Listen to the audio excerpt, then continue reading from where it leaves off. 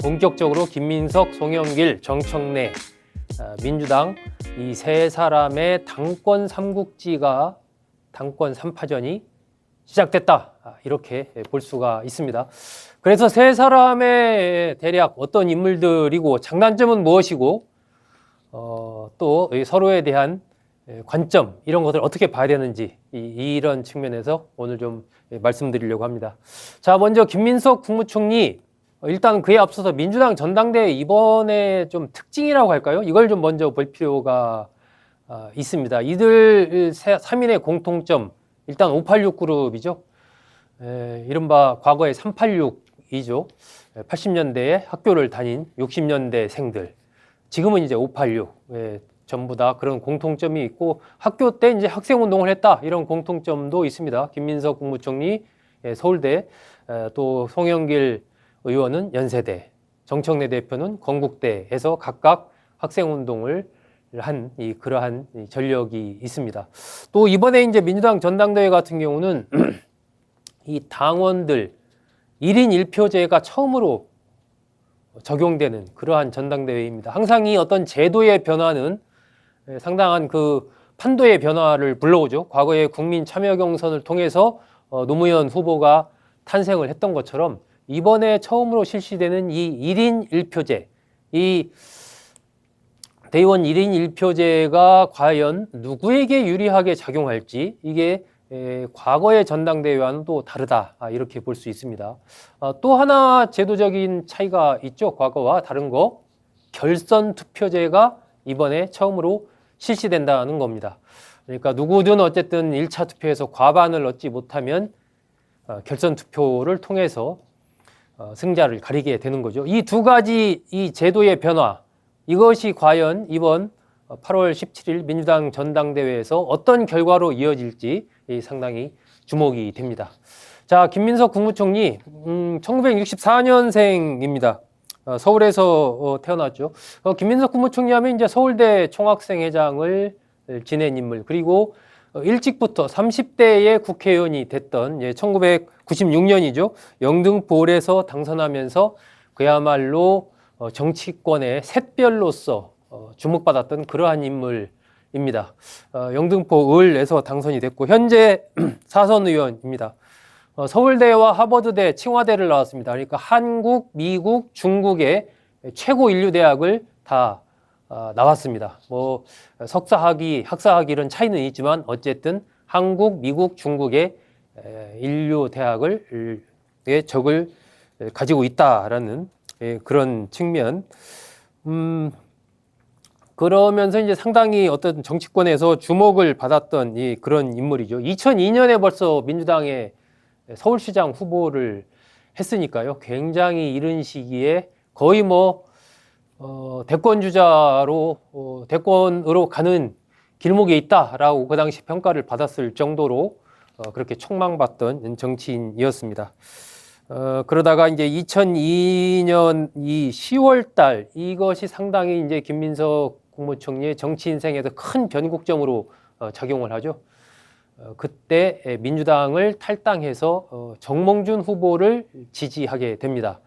이것이 이제 2002년 10월 일인데 그러면서 정몽준 후보와 노무현 후보의 단일화가 막판에 정몽준 후보가 돌아서면서 깨지게 되고 하지만 극적으로 이제 노무현 후보가 승리를 하게 되죠. 그러면서 김민석 국무총리에게 그때 붙은 별명이 이른바 김민세, 철새의 새자를 따라서 김민세라는 별명이 붙게 되고 이것이 지금까지도 김민석 국무총리의 정치 행보와 관련해서 좀 비판을 받고 있는 지금까지 영향을 미치고 있는 그러한 사건이죠. 그러다가 뭐 2003년에 민주당으로는 복당을 합니다. 이제 과거의 민주당이죠. 열린우리당 노무현 대통령이 중심이 돼서 창당했던 열린우리당이 아니라 민주당에 복당하면서 뭐 여러 선거에 출마를 하게 됩니다. 그런데 계속 이제 낙선을 하게 되죠. 뭐 부산시장 선거에도 출마를 하고 또 원외 민주당을 만들어서 또 대표도 지내게 되고 이러저러한 정치 활동을 계속 하긴 합니다. 하지만 계속 안 되게 되죠. 그러니까 이 2002년 정몽준 후보 지지 이후에 뭐 한 18년 야인 생활을 했다 이렇게 표현을 하는데 사실은 야인 생활을 한 게 아니고 정치 활동은 계속 했습니다. 그러면서 이제 학교에서 강의도 하고 뭐 이렇게 했는데 되는 일이 없었던 거죠. 계속 안 되고 있었던 거죠. 그러다가 이제 2017년 민주연구원장을 맡고 문재인 캠프에서 종합상황본부장 등을 맡으면서 현재의 민주당과 다시 인연을 맺게 됩니다. 그러니까 뭐 실질적으로 한 15년 정도 만에 현재의 민주당 주류 쪽으로 다시 들어왔다 이렇게 볼 수가 있죠. 그리고 나서 김민석 국무총리가 이재명 대통령과 이른바 친명과 좀 관계를 가까이 맺게 된 것은 2023년 이낙연 국무총리를 사쿠라라고 비판을 하면서 상당히 그때 강하게 비판을 했습니다. 그러면서 이제 존재감을 보이게 되고 2024년에 총선, 총괄 상황실장 또 수석 최고위원 등을 맡으면서 이른바 이재명 대표 시절에 김민석 국무총리가 친명으로 확실하게 자리매김을 하게 되죠. 그리고 나서 이제 국무총리를 이재명 정부 출범 이후에 맡게 되고 전라북도 익산으로 거주지를 옮깁니다. 그러면서 이제 당 대표 출마를 본격화하게 되는 거죠.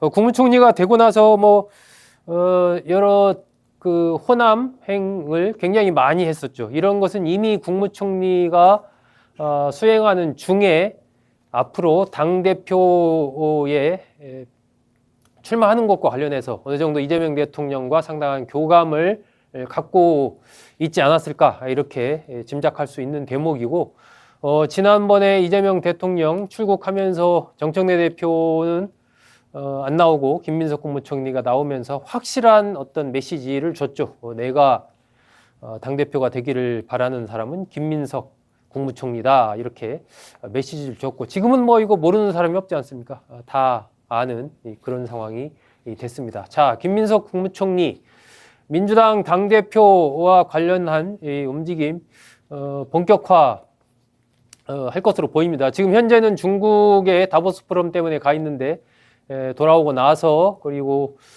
이제 국무총리 지금 인사청문회가 예정이 되는데 이게 끝나고 한성수 국무총리가 임명이 되면 바로 당으로 복귀하지 않을까 이렇게 좀 예상이 됩니다. 자, 김민석 국무총리의 최대 어떤 이 당권과 관련된 장점이라고 할까요? 역시 이재명 대통령의 후광이죠. 이재명 대통령과의 그런 끈끈한 관계, 친명 대표주자다. 이재명 대통령이 미는 주자다라는 그 이미지, 이것이 가장 역시 장점이 아닐까 싶습니다. 그리고 나서 이제 어떤 국정 경험이겠죠. 국무총리를 역임했다.